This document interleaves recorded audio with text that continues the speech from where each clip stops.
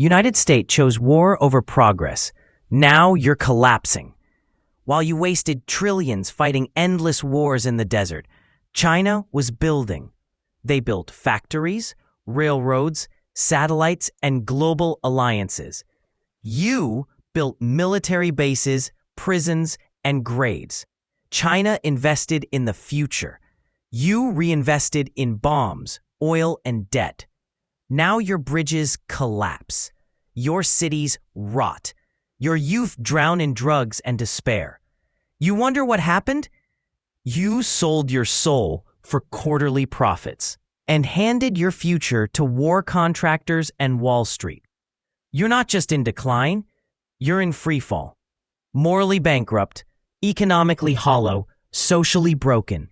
This isn't a superpower, it's an empire in ashes. Watch the full breakdown on my YouTube channel. And here's what should keep you awake at night. The United States is following the exact same pattern. Stage by stage, let me show you. Stage 1, military overextension.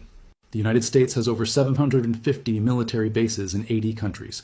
We have troops in 150 countries. We're committed to defending Europe through NATO, defending Japan, South Korea, the Philippines, fighting in the Middle East, countering China, countering Russia. Recruitment is down, and we have commitments we can't fulfill. If China invades Taiwan, if Russia pushes into NATO territory, if Iran closes the Persian Gulf, we can't respond to all of it simultaneously. We're overextended. Just like Spain, just like Britain, just like the USSR. Check. Stage 2, currency debasement. In 1971, Nixon closed the gold window. The dollar became pure fiat currency. Since 2000, the money supply has increased 400%. Since 2020, we've printed over $6 trillion. The dollar has lost 98% of its purchasing power since 1971. The result is the same. Debasement. Stage 3, debt spiral. The United States owes $36 trillion. That's 120% of GDP. Interest payments alone are approaching $1 trillion per year. We run deficits every year. $1.8 trillion in 2024 in a growing economy. That's the definition of a debt spiral. Stage 4, loss of productive capacity. America doesn't make things anymore. We design, we finance, we consume, but we don't produce. Our manufacturing base has been gutted. Shipped to China, Mexico, Vietnam, we import $800 billion more than we export annually. We're dependent on foreign supply chains for everything: medicine, electronics, steel, even military components. Just like Spain became dependent on imports while the silver flowed out, we're dependent on imports while dollars flow out. Check. Stage 5, social decay. Trust in institutions is at all-time lows. Drug overdoses kill 100,000 Americans annually. Political dysfunction is total. The signs of decay are everywhere, but everyone pretends it's fine. We're on stage 5 of 7. Stage 6 is loss of reserve currency status. Stage 7 is collapse, not gradual decline, sudden implosion. When the reserve currency fails, when the debt becomes impossible, when the military can't be funded, it doesn't decline gracefully. It collapses, quickly, brutally. We're telling ourselves the same lies right now. The pattern is mathematical. But the pattern says collapse is coming. It'll be sudden. A currency crisis that triggers a debt crisis that triggers a political crisis. The empire becomes a memory. And history, which has watched empires die the same way over and over, says we're about to learn the lesson the hard way. They're written in the past, and I'll show you where to look. This is the story of how empires die, why they always think they're different, and why the math says we're next. And it's happening faster than anyone wants to admit. Before we go through the pattern, you need to understand what imperial collapse actually looks like. Not in textbooks, in practice, what it means when a superpower dies. Imperial collapse doesn't start with invasion or military defeat. It starts with economic exhaustion. The empire extends beyond its ability to maintain itself. Military bases in 150 countries, wars on multiple fronts, promises it cannot keep, debts it cannot repay. At first, the decline is invisible. The currency still works. The military still wins battles. The government still makes promises. But beneath the surface, the foundation is cracking. Resources are misallocated. Productive capacity shrinks. The best and brightest leave. Then comes the acceleration. Allies start hedging. Enemies test boundaries. Trade partners seek alternatives. The reserve currency status erodes. And suddenly, the advantages that made you powerful become vulnerabilities. Your currency, once demanded by everyone, comes flooding back home. Your military, spread across the world, becomes unsustainable. Your promises, once guaranteed by strength, become empty words. That's not theoretical. That's what happened to Spain, Britain, and the Soviet Union. And it happened because they made exactly the same decisions we're making now.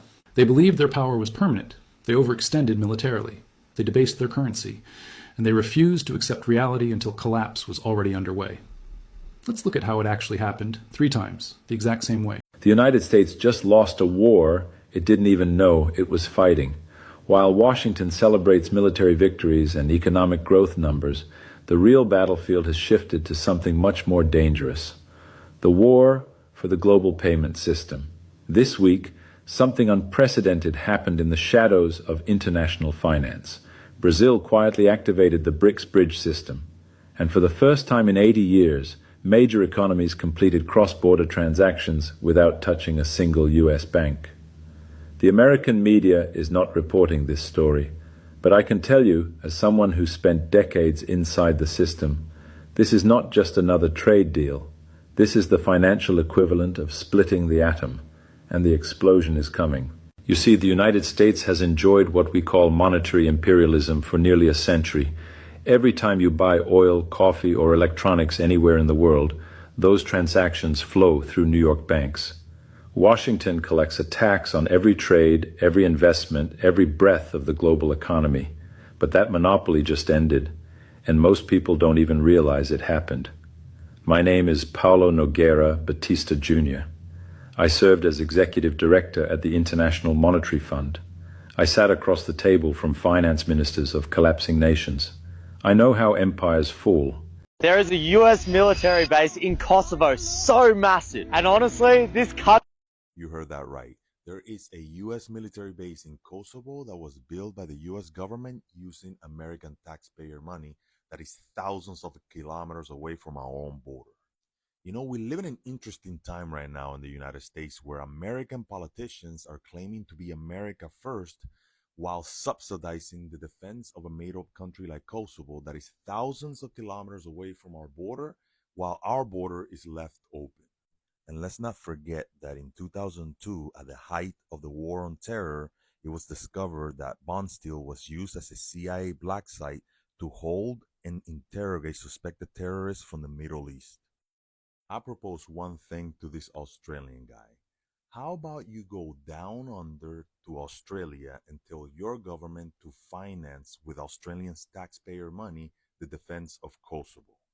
Because the American people are tired of subsidizing the defense of other countries while our own American cities have crumbling infrastructure. Salud.